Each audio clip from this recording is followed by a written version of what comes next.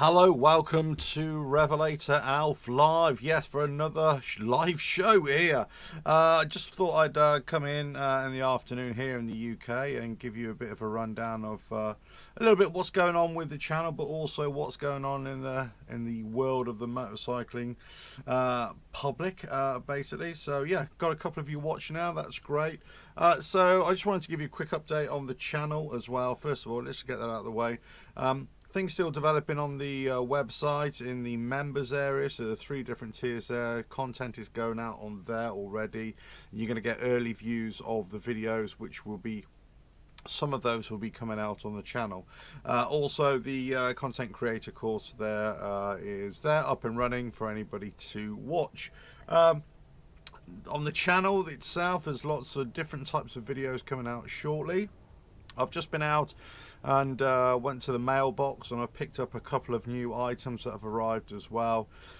So they'll be featured in product reviews in the next couple of weeks or so. So that's something to look forward to. Couple of technical issues with my bike, the Harley-Davidson Sport Glide, but also with Softails. A lot more of that is coming through as well. But if you got any more technical issues or stories of issues that you had with the bike or the Softails or even the Taurus, particularly with the M8 engines, which I'm more involved with, then definitely email in via the website as well, and we'll be able to highlight some of those issues. Scoot, hello, how are you? How are you, sir? Thanks for joining. So there's lots of information that's already coming out, and obviously I gather a lot of this information and people just send me information via the website. So if I can relate it to other things, or if I can find out other corroborating stories as well, then I try and bring that out as well. You know, I suppose the criticism of this kind of information, that lots of people might think it being alarmist or being, you know, sensationalizing something that isn't actually happening. I just try and give the information, and I often say that these are small events or random events. They're not widespread anyway. Gareth Pitnash, hello there. Yeah, right, so this is going to be my next point. So Harley-Davidson, obviously this week, I'm just looking at my other computer screen here, they released a press release about the new motorcycle, the mid-season motorcycle model, which they are going to do a virtual launch of. It's going to be on the 13th of July. If you go to h-d.com/July reveal, and you can sign up to their virtual launch there. So thanks very much for reminding me there, Gareth. Yeah, so and lots of people have been, and I made a video about this as well. Lots of people have been speculating exactly what this motorcycle will be. It is using the Revolution Max engine, which has now recently been featured in the Pan America. Whether it be the 1250 variant or one of the smaller CC variants, possibly, most likely going to be 1250 variant. Is it going to be the low custom or the derivative of that, whatever they decide to call it? They are saying this is a sporty segment that they're getting into. It's from evolution to revolution, you know, it's a global event. So many people are speculating. All the other YouTubers out there, I'm sure, all bloggers, are all basically saying that this is that low custom, that sportier number, that the one that's supposed to replace the Sportster. You know, the success of this, I suppose, will depend on how many people buy into this liquid-cooled engine, of course, from Harley-Davidson. How many people will buy into this new, sportier bike? I mean, some people I've read have already sort of tried to compare it to the potential failure of the V-Rod as well, because it wasn't really widely accepted. And I think we're in a different place there for that. But anyway, there we go. Scoot, flying the flag in Germany. Good on you, sir. Are you watching the football this afternoon? That's what I want to know. Yes, we've got what? If you're any football fans here, so it's England versus Germany, a 5 p.m. kickoff, which is about an hour and a quarter, something like that from here. So I'll be off air by then, I'm sure. Anyway, so you know, Harley-Davidson are bringing out that mid-season motorcycle. They are starting to drip feed lots of different bikes now. Obviously, they had the Icon, the first Icon bike, the Revival, which is only 1,500 bikes, I know. The Pan America's come out, especially after such a limp-wristed January, February model launch. You know, but they did say at the time we're going to be drip feeding products throughout the year. And maybe this is the way for Harley-Davidson to keep themselves current, to keep themselves relevant.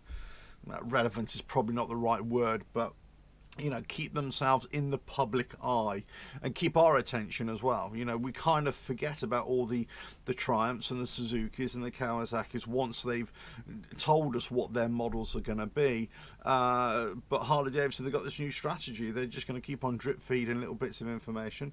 So we're going to keep on latching onto it. So, hey, it could be a good plan. It could be, you know, a worthwhile plan. I mean, let's see.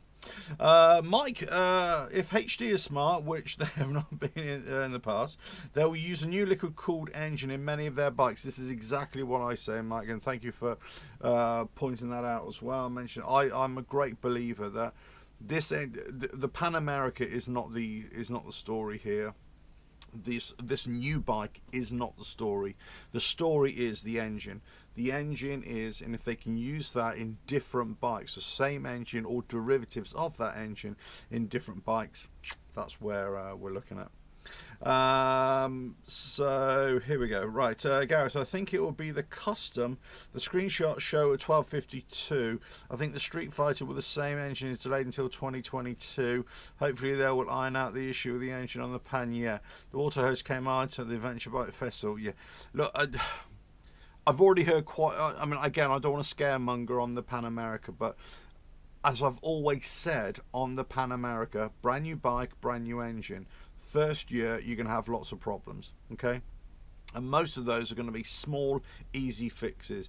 And you're going to have lots of bloggers and YouTubers and all owners coming out with what they've found and what they've done. So I think that's perfectly understandable, but mostly I think it's perfectly expected.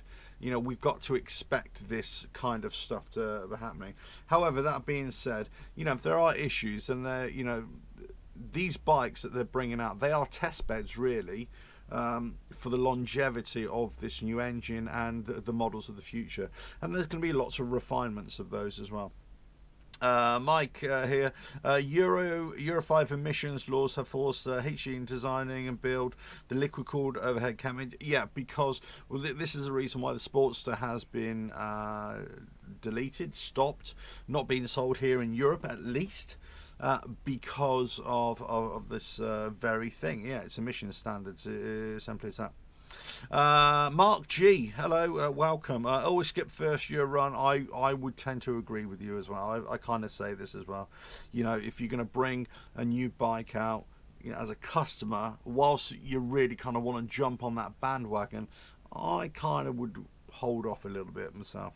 Let the early adopters work it out. Main reason I skipped the Ford Bronco Sport. Yeah, I would agree. I would agree.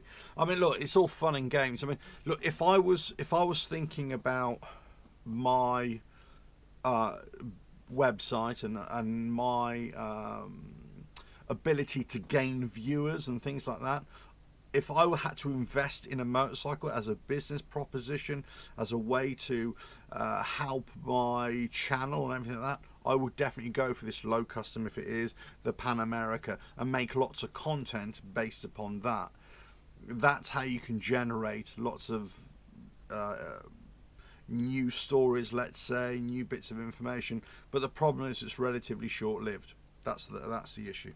That's the issue.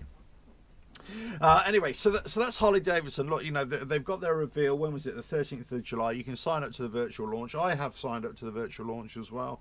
I was thinking about doing a watch-along, a live commentary as well. But I've got to say, I was going to do a live commentary, a live watch-along to the... was it the January launch party, and I was so disappointed watching it. I thought, crikey, what's this? I'm just hoping that this live virtual launch is, you know, a half decent representation from Harley-Davidson, which they need to do that, and they need to step up their game a little bit. and it's very difficult in these times. I know that.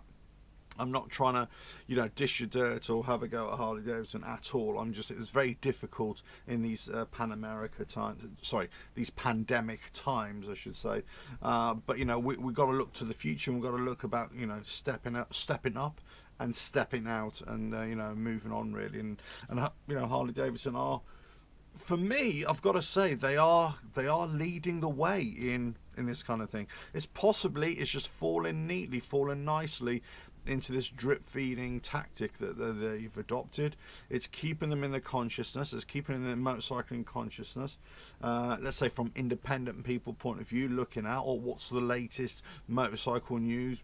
Boom, Harley-Davidson just about to bring out a new motorcycle. Boom, they're doing it again. Do you know what I mean? So it's keeping everybody on their toes, which I like. Which I like there. So. The Harley-Davidson as a company, they've recovered a little bit in terms of their financial woes. Bikes are starting to sell a little bit, but we're nowhere near the numbers that they were. But early reports are that the Pan America is selling quite well, which is always good. Which is always good to know, isn't it, from their point of view? As I say, let's see for long term. Let's just see long term. Here we go. Sorry, that was Stephen Fleming. Hello there. How are you? Going to leave it a while, but interested in the Pan America unless they bring out more road-orientated model. Where are they made? USA or Thailand? USA made. They do the road variant of the Pan America, and essentially what it is this: you buy the Pan America, and there are two model levels. You've got the Pan America and you've got the Pan America Special. The Pan America Special has got more off-road features, but essentially the wheels are an extra feature. The spoked wheels, the off-road tubeless spoke wheels, are an off-road feature which you factory order, and they cost an extra, over here £400. But the rest of it is all road, specific, if you like. So they already kind of do it. Will they bring out other variants of the Pan America? Maybe smaller, dual sporty type bikes using this Revolution Max engine with a smaller engine? Perhaps. Perhaps. Who knows? Who knows? Okay, so I didn't really want to talk too much about Harley-Davidson that much, but I'll say interesting news coming out here from the UK. There's a couple of motorcycle press here which I tend to read every now and again, not exclusively, but I do tend to read them now and again. And one of the biggest ones is Motorcycle News, and one of the interesting things over here in the UK is that obviously we were part of Europe, then the whole Brexit thing happened, and now we've come out of Europe. Well, the problem is that there's been a legacy of this that lots of people are not even aware of, or when I say legacy, lots of problems, lots of loopholes, or lots of hidden pitfalls that lots of people are not known about. And one of the big things that is surfacing right now, and I'm kind of going to read through here a little bit from this report, but Motorcycle News are not the only ones who are reporting it. Quite a few other press are reporting this as well. It's basically, if you're going to take your motorcycle into Europe, riding it right now from the UK, and the problem is this: it's that if you ride, the way I understand it, and apologies if I get this wrong, but if I have got this wrong, let me know in the comments or let me know in the chat as well. But if you ride your motorcycle into Europe, and let me interrupt myself. Before, the reason why this is news now is because, well, basically nobody's been riding into Europe because of the pandemic, right? Because of COVID, lots of restrictions in travel, so nobody's been doing it. But perhaps now people might start doing it, and they're starting to look into the loopholes. And there's this National Motorcyclist Council who've started to engage with the government to try and fill in these little issues. But basically, if you ride your motorcycle into Europe, it's fine. You can sort out riding into a different state now, whereas before it was all covered under European legislation. Now you have to do it as we're out of Europe going into Europe, all that sort of stuff. But essentially that's fine. Where the issue is let's say if you put your bike on a trailer or put your bike in a van or something, and you want to take it somewhere in Europe and then ride it around there, then now it becomes, it's considered not as a vehicle that you're riding, but as freight or as cargo. So you have to have a whole new reams and reams of paperwork and licenses and things like that just to be able to transport this motorcycle. So let's say if you go into a motorcycle track around Spain or anywhere around Europe, or a motocross track or whatever, or you've got a, you want to go dirt trail riding somewhere, so you stick your bike on a trailer, or you've got a motorhome, a camper van or whatever, you want to stick the bike on the back or in the camper van, whatever scenario you can think of. There is some kind of loophole where it's classed as cargo now, so therefore you have to have all this extra kind of paperwork to to be able to do it, and which is it's a farce. It's a real fiasco. So for those people who are thinking about going into Europe with your bike, you've got to make sure now that this has all been sorted out for you. So the National Motorcyclist Council, so it's been reported, they're onto the government to try and get this sorted out right now. But it's an interesting one, because that totally slipped under the radar for me, and I dare say it slipped under the radar for a lot of other people as well, because of COVID, because of the pandemic. Nobody's been really riding out, and this is the legacy or the fallout from Brexit for lots of different things that you would normally have done if you were traveling to Europe, going on holiday, that kind of thing. Or maybe let's say you want to go for an extended period, maybe you want to go and see family or friends for an extended period, maybe you want to go and live there, whatever, or you've already got a home out there, or timeshare, or whatever it is. Lots of things that people are just now realizing actually there's a problem here, they need to plug a few holes, and I think that's an ongoing story. That's definitely an ongoing story. The other thing here, I mean, if you remember a few months ago, maybe more than a few months ago now, I did a cheeky little video about Chinese bikes, and Chinese bikes sucked. Well, it wasn't supposed to say at the time that Chinese bikes sucked. It was more about our perception of Chinese bikes not being very good. That's what the video was about. But unfortunately, a few people jumped on the bandwagon thinking, oh no, this is anti-American or anti-Chinese, parts rubbish and everything. The whole point of that video was saying, actually no, the old Chinese bikes were actually pretty awful, let's say, but actually they've come a long way now, and they're actually producing some really decent bikes, but it's our perceptions probably of them that are still trailing behind, and we need to catch up a little bit. Mike, because UK is not, yes, that's right, that's exactly right, UK is not part of the European Union, and hence why all these issues are starting to surface up now. But anyway, so the video I did about the Chinese bikes was really a reflection of our perception, not what they are producing. Anyway, so interestingly now, there's a new motorcycle brand that is being brought out into the UK, and it's called I don't know how you pronounce it, it's VOGE, Vogue or Vogue or something. But it's basically a mini adventure bike, and it's 500cc, 500DS, and it's now basically, what was it? I need to read this. It was.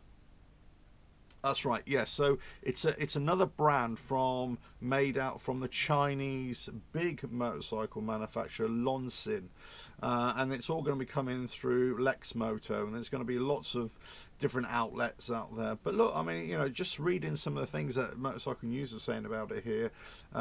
It's 500DS. It's a dual sport machine. 471 parallel twin, which produces 46.2 brake horsepower at 8,500 RPM. Great for A2 license holders, and it's 188 kilos dry, 200 miles on a 17-litre tank. It's got Nissan brakes. It's a decent small off-road bike, and if you buy it right now or put in for it right now, you get free hard luggage with it as well. Yeah, look, it looks pretty good. I mean, there are other small adventure style, small CC bikes that the Chinese are definitely producing that are well worth a shot, and they're all under about £4,000 or £5,000. I was going to say, they're looking good. They're looking good value for money. They got a 2-year warranty on all parts and everything like that. Well, that's in line with every other manufacturer, or most other manufacturers as well. So, but they're not the only ones. There are other Chinese brands coming over as well. So there are other motorcycles that are coming out. Benelli with their Chinese owners, they've just brought out the 550. They're going to launch it. It's a sporty parallel twin, and that pictures of that look quite nice as well. So that's the middleweight sports bike market has been dominated by the 4-cylinder 600 for decades. This is what MCN are writing now, but now these are going to be challenged by these smaller parallel twins. They're coming from China. They're looking pretty good. Yeah. Sonics. China makes cheap, low quality products. I don't think they do. I think you're wrong there. I think you're wrong, actually, with terrible quality control and high-end products, but you pay more. No, I'm sorry. I think you're wrong. I think actually they used to. They're not doing that anymore. They're not doing that anymore. They're actually producing really good. And let's face it, most of the products that you buy, or most of the components on well-known products, even American branded products, Japanese products, European branded products, a lot of it all comes from China anyway. So, let's not start that whole China is cheap anymore, because I just don't think it's right. I just don't think that's right. Benelli bikes look good quality, Stephen. Yeah, do you know what? It does look good. I've got to say, I'm reasonably impressed. And this is kind of the backdrop to the Harley-Davidson, that 338 model that they were going to make in conjunction with the Chinese as well for the Asian market, which supposedly scrapped. It was also kind of based on the Benelli as well. There's lots of parallels there, and I still believe that Harley-Davidson, if we're going to get back to Harley-Davidson, I don't want to exclusively talk about them, of course, but if we're going to talk about them, that's the bike that they should be bringing out. That's the bike that they should be introducing all over Europe, all over the smaller markets around the world, South America, let's say, and let's get it out there at a cheap price. If they can bring that out at a sub $5,000, sub £5,000, yeah, it'll be a success. It'll be a success. Mark, hello, Jerry. Hello, how are you? Actually, yes, what do you think about Royal Enfield? I'm a big fan. Of Royal Enfield, actually, yes. Always have been, and always will be, especially the Himalayan. I really am a big fan. I don't have a lot of experience with the other bikes, I've got to say, with the other models that they have. I've read the reports and all that kind of stuff, but I'm a big fan. Ridden the Himalayan, not fast, doesn't need to be. Very capable for what it is, very basic, but that's exactly what I would like, what I would want in that bike. Very good. So Mark G, China will make whatever quality you're willing to pay for. Exactly right. Too many products on shelves in stores are race to the bottom, which is why most made in China is low quality. Again, it depends what products you're buying. You're absolutely right, and also, what the final product, the whole product is. There we go. So you're right. There's always going to be levels, but that's it. I can buy products in Turkey or in Italy or even in this country or in the United States, and some of it's going to be really cheap, nasty, horrible rubbish, and other things is going to be really high-end stuff. Again, it's the same for every country. I think just labeling a particular product from a particular country as cheap and not well built, no, that's too generalised, too broad-reaching for me. But anyway, so look, this is just basically saying that Benelli are bringing the Chinese Benelli, I should say, they're bringing out their bike. We've got this, what was it, Vogue. They're bringing out new bikes as well. So interesting. Also, you know, we've got some more here. BMW looking at to increase the engine capacity on the GS, the big adventure bikes as well. Just when I was saying that they maybe should come down in the size, they're coming up with a bigger size engine possibly as well. So they're looking at possibly an R1300 GS as well.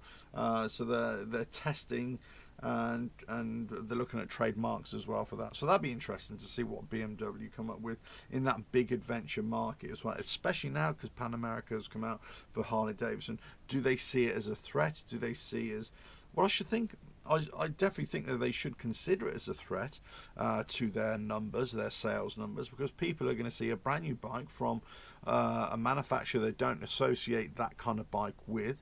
I have ridden it, I've reviewed it, as you've seen on the channel. It is a very good bike for a big adventure bike. Yeah, it's a very good bike.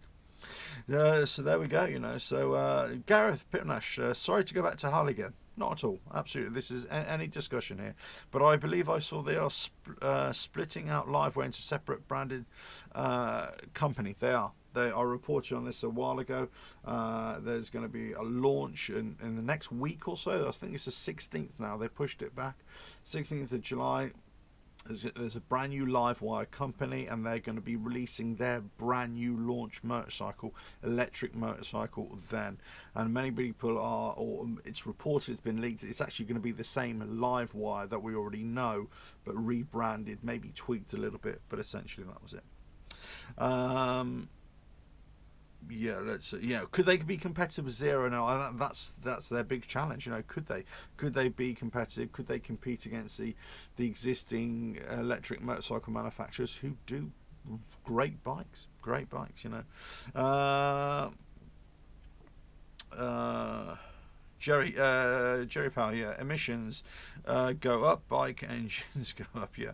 Actually, if you ever get a chance to ride a Zero X Pulse 200, it just changed everything in India about off-road, a very low price point and affordability.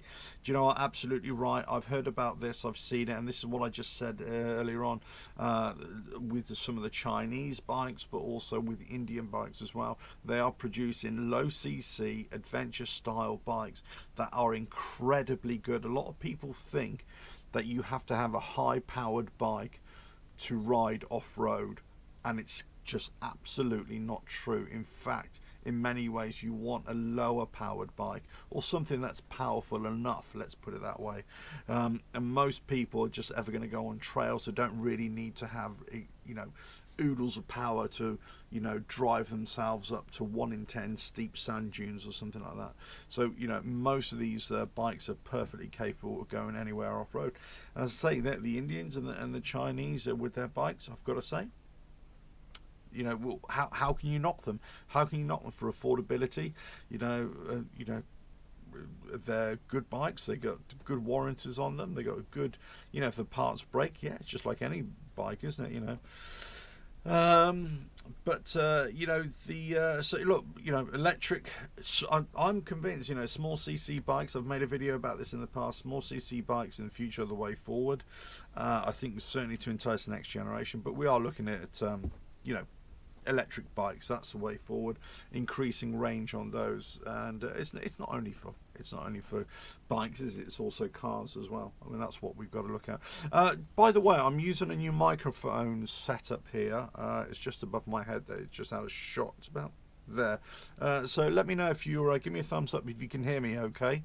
I should have asked right at the start actually, but hopefully you'll be hearing me okay, and also the video quality hopefully is okay as well. I'm just going to keep on using this system for the time being, but I will be upgrading the system, so it'll enable me to have better video quality and hopefully better audio quality that you'll receive. Anyway, so but anyway, so if you're hearing me okay, give us a thumbs up and all that kind of stuff. Okay, so the other thing that came out that was looking out here, excuse me, it was yeah, the big news I think that came out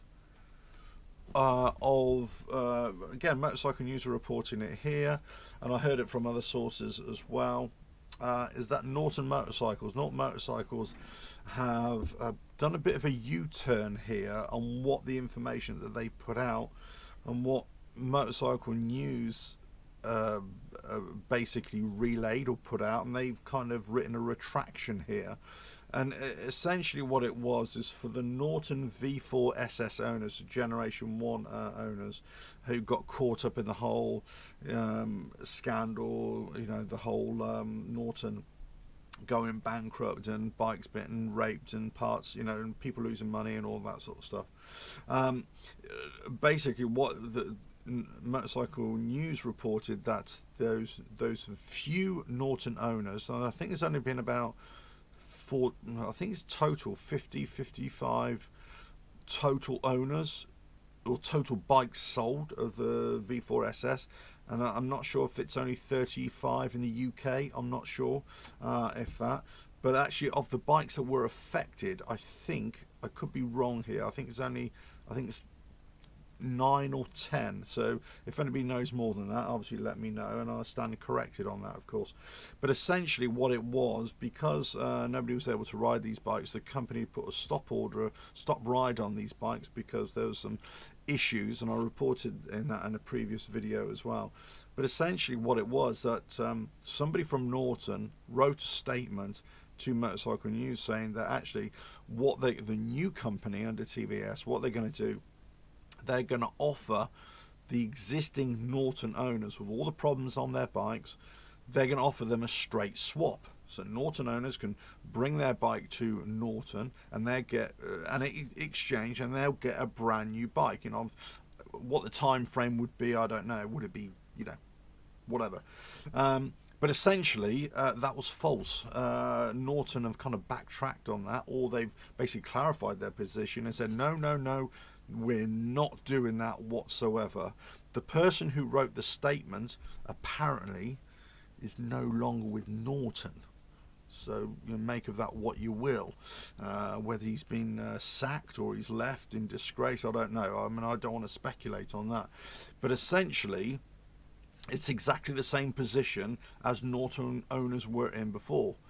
So this is for the V4SS, but I'm loath to think about, or loath to talk about, just Norton V4SS owners, because I think it involves other Norton owners as well, of other motorcycle models. Let's not forget all those potential owners out there who wanted to buy Norton motorcycles at the time, before the collapse of the company, of course, the original company. And this is possibly a good lesson for us all. If you want to buy a bike or quite an expensive motorcycle from a small motorcycle manufacturer, think about, okay, are they a safe bet? Am I likely to get my money back? What is going to be the knock-on effect of this, down the road? What protection is there for me and my bike, just in case the company folds, about spares, parts, all that kind of stuff. So I suppose these are things that we would all really now need to look at as well, doing our own due diligence and really deciding whether it's a safe bet or not. Obviously at the time, Norton owners weren't thinking about it, because Norton had been going for quite a while at that point, or the new Norton, let's say, had been going for quite a while. And that's why it was everything's been caught up in a scandal because of it. Because lots of people were fed lies, lots of people continue to be fed lies right throughout this whole process. You thought that Norton owners who were caught up and lost their money and weren't able to ride their bikes, or broken bikes and safety issues and all that sort of stuff. And there's a whole backstory of this. There's lots more stuff going on that Norton owners know, and it hasn't really come out in the public domain. But essentially, that a lot of them haven't been able to ride their bikes. The ones that have been fixed, let's say, some have been fixed, some haven't. Even the ones that have been fixed, now there's a whole because new Norton came in and said, actually, we need to inspect these bikes, look at the designs. There's a whole list of issues there that need to be sorted out. So even the bikes that have been fixed, a lot of the owners are saying, well, what about all these other problems? Who's going to fix those? So it's a whole issue here surrounding it. And it's interesting that, Norton owners have been given the whole runaround here. They're not being told specifically what they should be doing, how to get their money back, how to get their bikes fixed, when they can ride them. They've been held in limbo for so long. Norton, now, I came under the foul of some Norton owners, or a particular couple. I'd say when I reported a couple of weeks, 2 or 3 weeks ago, on a video, which I basically said what the new statement, let's say, the new mission statement was of Norton, that they were going to try and help out the Norton existing motorcycles that have been affected, or the owners. They plan to increase their production, come out with a couple of new models. Well, nothing I said in that was inaccurate. It was basically what their mission statement was and what their aspirations were. But I also said at the time, actually, this really depends, I suppose. I'm paraphrasing here, of course. It depends what the reality is and what new Norton owners, what experiences they're going to have. The latest video I did, like a follow-up to that, was basically saying, well, there's still lots of issues there. A lot of the people that were used to be employed by Norton are still employed. There's still issues here. There's still big issues. So it's a big mess for Norton owners, and I have a lot of sympathy for them. I will say this quite categorically. I do not have any sympathy for any Norton owner who decides to come and try and criticize me left, right and centre just because I issue information about the company rather than talk about Norton owners' predicament. Because I've talked about Norton owners' predicament a lot. So then you get a whole host of people and different people or same people with multiple Twitter accounts trying to launch an offensive against me. And basically the problem is that the long and short of it is this, that Norton owners, V4SS owners who were caught up in this whole issue, or other Norton owners, you had a supporter here. You had somebody who sympathised with you. But because some, and a select few, have come after me, and I've tried to contact them, and then they're being obstructive. I've spoken to one, and he understood my point of view perfectly well, and his point of view was that they were doing it purposely just to get my attention, just to fish a reaction at me, just so that they can highlight their issue anymore. They've gone about it completely the wrong way. If they want to galvanize opinion, if they want to get people on their side, Norton owners, you need to actually start working together a lot more, making sure that the people who are your mouthpiece as well, who are saying the most about your predicament, right, you're actually trying to go after the right people and not have a go at the people who were your supporters. And basically, you've lost me as a supporter. I don't want you not to get your problems resolved, because I want everybody to get their problems resolved. But unfortunately, you've lost my interest. You've lost my interest in it, and that's the issue. That's the issue with that Norton whole story. The company of God knows what they're doing with this situation. They're not exactly making it very clear exactly what these existing owners need to do. It's all in the air. I mean, there's been lots of reports. I spoke to one Norton owner who was saying, giving some background information and some stories that they'd heard of what's going on in the factory now, or the lack of. So there's lots of rumours, there's lots of stories, but there's no let up for the frustration these Norton owners have. But again, this could be a big wake-up call for any of us who wanted to buy a bike, an expensive bike, from a small manufacturer. This could be what happens. And what do? Do they just freeze and not do anything just in case?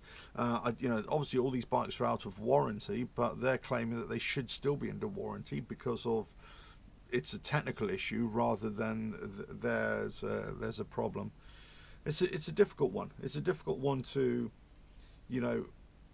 work out, see the wood through the trees really, and see what is actually going on, because neither side have any real information. Neither side have been able to come together. The Norton company are not really directing the old owners or giving proper resolution, although they say they are. And the Norton owners are just, in limbo. They don't know what to do. They've got a really expensive motorcycle that they can't ride, or they don't want to ride because of all these other whole list of issues, technical issues.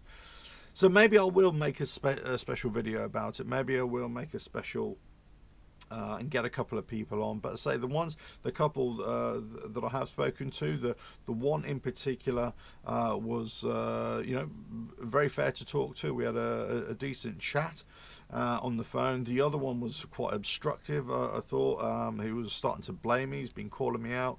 1 minute, literally 1 minute, he's saying, yes, okay, let's do something. Then the very next breath, almost, he's criticizing me on Twitter again. So you kind of ask yourself this question: what do you think that anybody's going to listen to you? Do you think that anybody's going to have you on their show, on their TV show, news show, YouTube channel, whatever, if you criticize them time and time again, if you call them out, if you're just trying to generate some kind of groundswell of opinion, and you're going to use that person as some kind of whipping boy just to get your point across? Do you honestly think that anybody is going to listen to you? Do you honestly? And I welcome anybody to have a chat with me. Phone me up. And I said to this one particular guy, if you want to call me, you call me. If you want to have your information and we can discuss this, I said, but I said, we'll set some ground rules out. You cannot swear, you cannot do this on this channel. And all he wanted to talk about was Norton V4 SS owners. He said he specifically wanted to talk about, make the show about that. And I in my mind, I'm saying, no, it's not just about V4 SS owners. It's got to be about the whole Norton customers that have been affected by it. And then he started saying that I've got to talk to him. I've got to phone him in Spain over this. I mean, it's ridiculous. In the end, it was backwards and forwards. At the same time, this is email, by the way. At the same time, we're getting lots of Twitter abuse as well. So you think, well, what's the point? What's the point in carrying on? So he's blaming me. I'm blaming him. In the end, I just lost interest. In even trying to discuss their issue or to even help them out. But there we go. What can we do? But anyway, so that's Norton. But I would say, I do have sympathy, genuinely do have sympathy for their predicament. As I said in the previous video, I just don't think there's going to be any end to this anytime soon. I really don't. I wish there was. I just don't think there is. But anyway, I think the biggest story for me this week has been the Brexit bike issue about the transporter of bikes in Europe. The new bikes coming in as well. Harley-Davidson with their new launch of a motorcycle next week, or the week after, I should say. So there's some things to get your teeth into the next few weeks as well. I would definitely say, look, it's mid-season. What is there to really look forward to? Really, it's towards the autumn now, where the new bikes come out. I said in the previous live show that actually I think 2021 is going to be a boring year for motorcycling in general. I think it really is 2022, 2023. I think where we're going to see the big news, the big movements, the big companies making their announcements, smaller motorcycle companies coming on board as well, the further development of electric motorcycles, electric motorcycle companies coming out as well. So I think the whole landscape is going to change. The whole the way we look at bikes, the way we think about bikes, that's all going to be changing, and it's going to be constantly evolving as well. But there we go. So there's lots of I think there's lots of news going to come out. There's lots of stories going to be coming out as well. But I'm just say it'd be interesting to see what this new BMW, this GR 1300 GS, if it ever comes out, if they ever make tweaks to that engine. I haven't read the story fully, so I'm just trying to bring you headline news here as well. But that'd be an interesting one. It'd be interesting to see, after the dust settles of the Pan America, how many bikes are actually sold and how many problems are actually going to come out. You know, I don't know. I don't know.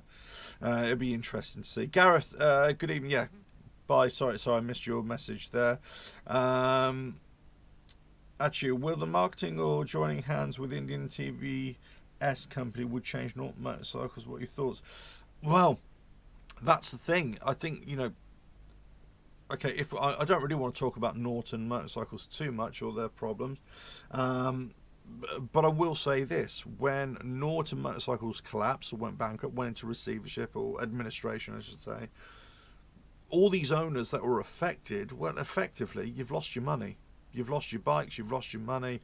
There was nothing. If a company goes bankrupt, you know, you're on the lowest tier, I think, of their creditors. You're going to get your money back, right? They had a lifeline, in my opinion, and maybe I'm wrong here, but they had a lifeline from a new company that took them over. So the question is there a legal requirement for Norton TVS, the Indian company who own Norton now? Is there a legal requirement for them to sort out all the problems and all the bikes, all these owners' issues from, you know, from the previous owners? Well, it's my understanding that there isn't. They're just doing it out of what they would see as trying to sort out the situation. But the problem is they're not really being clear about that. The chap I spoke to, the Norton owner I spoke to, he's basically saying there is some kind of paper trail. I'm not sure if it's a paper trail. I've got to be careful here. I'm not sure if it's a paper trail or some kind of intention or implication, or they've implied that from the old Norton to the new Norton in the takeover process, it was implied that actually a lot of all these issues would be sorted out and they would take responsibility for it. So I did ask, okay, is there a legal foundation that you can specifically say, pin on them to say that you are responsible to fix these bikes? And he seemed to think, this Norton owner, they said yes, they think they have it. And unfortunately, thinking and doing, as we know, are two separate things. And this is where I kind of said before that Norton owners, they really need to get themselves together in a cohesive unit, and they need to be able to galvanize opinion, galvanize support from not only just people like me or anybody else, but people who just don't even know about Norton, people who just don't even care. You know, that's the thing, you know, and not just Norton or not just motorcycle enthusiasts. We're talking about, you know, general public as well. That's what they need to drive their attention. The problem is here, and one of the big problems that they have, which I see, is no matter how unjust you think this is, no matter how bad you think of a situation is, no matter how much you think you can identify with it, because you think, you know what, this could easily happen to me. The problem is it's only 50 odd owners. It's only 50 odd people have been affected. So in terms of, you know, making a big public announcement here, there isn't much of a, you know, they have to work really hard to get, you know, really lots of support. The chap I spoke to also talked about the police and said that they'd investigated or they'd looked at what had gone on, but, you know, they said there wasn't, I think he said that they looked at it, they knew there was some kind of discrepancies or shenanigans going on, but they couldn't launch a formal investigation. And I kind of said, well, a lot of taking parts of other bikes or other machines and putting on new machines, that kind of happens quite a lot anyway. So, you know, it would be interesting to have an owner, a couple of owners on here and doing a live show about it, purely dedicated to this.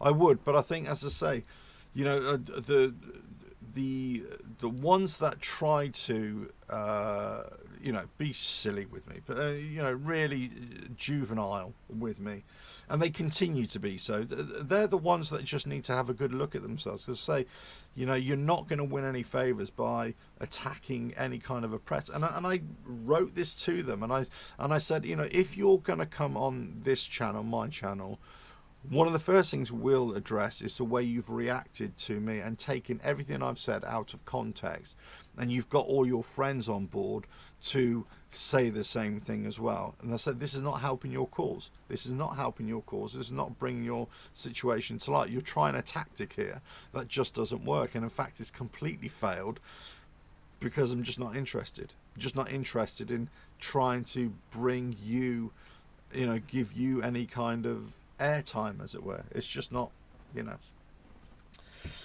But there we go. Right. At you. Here we go. So, J Power, have the new Norton owners have a choice, but help all those who have been. So the new Norton owners have a choice, but help all those who have been screwed. Yeah, I don't know. At you, ever got a chance to get to know Arch Motorcycles? Okay, very interesting one. Glad you asked that. I used to have a motorcycle magazine. One of the first articles I wrote of the motorcycle magazine was for the brand new prototype that had just been launched from Arch Motorcycles. This was quite a few years ago now. So and I was speaking directly to their PR person, and there's only about 2 or 3 of them in the office there at the time, and that was it. So I did a couple of articles back in the day, but essentially it's still the same motorcycle. Yeah, it's developed and evolved and tweaked and stuff like that. But yeah, I would love to get on that bike. I would love to do a proper follow-up. I would love to go around, whatever. It would be fantastic to have a look. I still think it's an awkward bike to ride at speed. A fast-paced cruiser, yes. Is it something like that you could put up against the Ducati Diavel, something like that? Yeah, I possibly, yeah. But they're forward. I think they're variants, aren't they? You got mid-mounted foot pegs, or you got forward foot pegs as well. So interesting. But yeah, a great looking bike, great ethos, great engineering there at Arch Motorcycles as well. I like it, and I like what they've done is that they just stuck to one basic bike, and they slowly starting to do a little bit more each time, and they're redefining and bringing new technology to that as well. Mike said, a farmer near me owned 3 million in unsecured debts, 8,000 to me. The farmer from Belgium got a bailout from his banker uncle in Belgium. They changed the name of the company and never paid anyone. Unfortunately, that's what happens with bankruptcy, insolvency, and all that sort of stuff, don't they? They just change names, and if they're companies as well. Yeah, it's very cloak and dagger stuff, and I feel for you. I really do feel for you. We've had it in the past. We've had, many years ago, I was involved in business, and it happened to me as well. Happened to lots of people I knew as well. You buy things, or you pay for things, or you supply things in good faith. You just don't get paid. Terrible. Mike, seems I read Norton was going to give depositors a discount. The ones who lost their deposit. I don't think that's the case now. I think it's weird. It's a really fun, not a weird funny story, but it's hard to find out exactly what is right and what is wrong here, and who was telling lies, and there's lots of misinformation here from all sides, and there's lots of not so much misinformation from all sides, but there's lots of information that you just can't trust. You just don't know what's going on. Nick the Greek Pandazis. Hello there. How are you? Will there be after sales support for Norton owners? Okay, right. Well, I don't know. I mean, the brand new company, you would imagine, they're going to have to try and. I think right now you can try and order a new motorcycle, and that is direct from them, the manufacturer. They haven't got a network of dealerships, not that I'm aware of, or not that I know that they're doing. But I think with such the bad PR that they've got with these old Norton owners have been caught up with it. Now, this is what I was saying to a couple of these other people via email or personal message, whatever, trying to get a live show sorted out. I said, look, I don't want you just to come on the show and talk about the negative aspects of Norton. We need to balance this, have a balanced argument with people who've had a good experience or who had issues or who got caught up in the bankruptcy, but were able to have their problems sorted out. Did they get their money back? All that kind of stuff. So, but unfortunately, nobody's come forward on that, and that's the thing, really. Hello from Athens in Greece. Hello, Nick. Hello, Nick the Greek. Thanks very much. Thank you. Thanks very much. Very kind. Yeah, so look, Norton is a very interesting story to me. You know, it's one of those interesting stories. As soon as I heard about it, I was one of the first channels to make content about it, one of the first websites to write about it and start digging a little bit deeper at the time. But then there was nothing else to say at the time. You know, then I was actually speaking to prospective owners of Norton Motorcycles, 2 or 3 who I spoke to, who contacted me directly, and we kind of had a long chat, and we talked about making content about it. And at the time they said, we don't want to make content about it because we just don't know where we're going to go, and we don't want to you know, and release information that could be detrimental to any takeover or whatever, and that's quite right. There's no issues there on my part, and I perfectly respected that, of course. But there's 2 or 3, actually 3 different people who contacted me about that issue.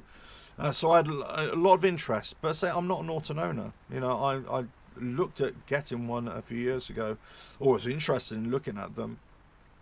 But I'm not an Norton owner, so I'm just an interested external observer at this point. And so they had my sympathy, they had my support to trying to get all this sorted out, but not just V4SS owners. It was all Norton owners caught up in this, or would-be Norton owners caught up in this whole fiasco. The problem is, when you start getting criticised and attacked, you just kind of lose interest. You think, well, why should I you know, try and help anybody who's, you know, not even trying to help themselves in a proper way.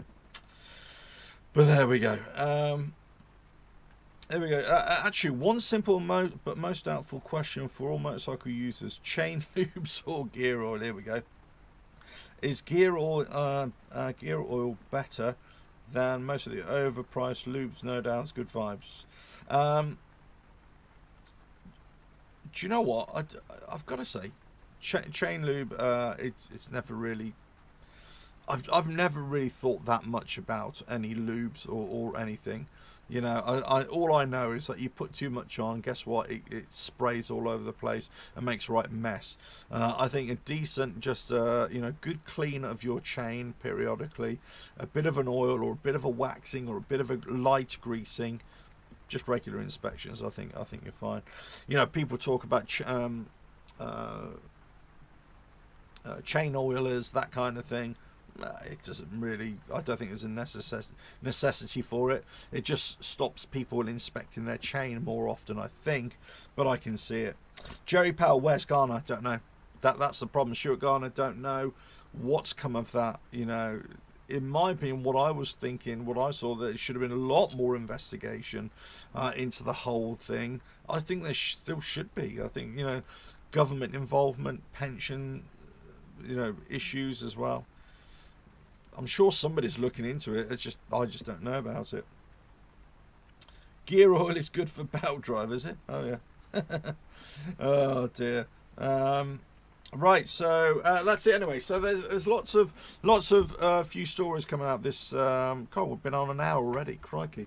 Lots of stories coming out. There will be a few more stories coming out next week, I'm led to believe, as well. But I'll probably leave that for next week's show. But anyway, I'm going to bring that to you. Thanks for joining this week. So there's only a couple of stories that I really want to bring you out. Is the Brexit bikes, the new Chinese bikes as well. Bit of an update from... I didn't really want to bring a Norton story. The story for me, actually, was more about Motorcycle News having to write the retraction because of a false statement, well, or a statement they were given from somebody at Norton Motorcycles, and then Norton Motorcycles said, no, we're not doing that. So that's the only story as well. And the other story from Norton Motorcycle owners was, actually, it's not about them as owners who've been hard done by. The story for me now is, how can Norton owners, how can they galvanize themselves and also galvanize support from YouTubers, bloggers, or the motorcycle press or normal mainstream media, and how do they react to anything that isn't quite what the message that they want to always have delivered. If as an independent writer, as an independent content creator or journalist or whatever, you have to show balance, and you have to show all sides of the argument and what all people are saying. So if you're going to be attacked just for reporting what the other side is saying, then you really need to address the way you're interacting with everybody, because otherwise people just won't report on your side of the story ever, and that's going to be a failing. Right, anyway, thanks very much, everybody. I'm going to, well, it's starting to rain outside now, but I'm going to close down here and get on my merry way. But thanks for all joining. I'll see you next week, or maybe in a few days' time. It really depends. Really depends what happens. But say, more bikes coming, more news coming next week, and I'll bring that to you. Any updates that I've got from these stories today, I'll let you know as well. But interesting. I am taking my bike to the Harley dealership this morning. Got a little bit of work, just tiny bit of work that they need to do. I need to ask them a couple of questions, because I don't think they're going to give me an answer. There's a couple of other technical issues that I think might be coming up. But if you do have Harley-Davidson M8 technical issues or problems that you've had, email those in via the website, and I will make content specifically about that as well. Right, anyway, thanks very much. Thanks for joining, and I'll catch you again whenever that is. Like, share, subscribe, all that kind of stuff. That ticker thing that's been going right across. And see you again. Cheers. Bye.